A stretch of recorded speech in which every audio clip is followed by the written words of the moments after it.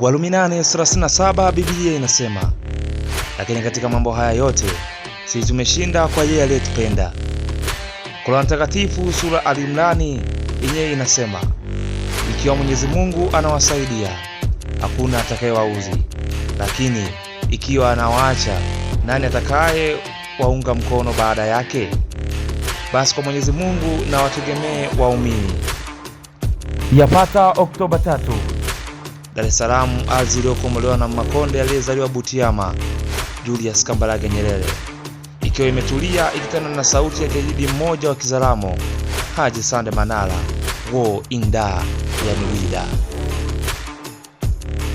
Sauti ya jadidi huyu haikuwa sauti tu, bali ilikuwa ni sauti iliyopenya kwenye mioyo ya watu na kuamini inawezekana.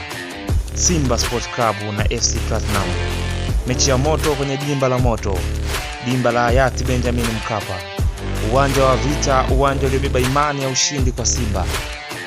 Simba kwa Mkapa wanageuka kama movie ya vita chini ya mkanda rufufu. Kwa shujaa wa nyekundu hakuna kurudi nyuma, wanapiga vita kwa mapenzi ya dhati.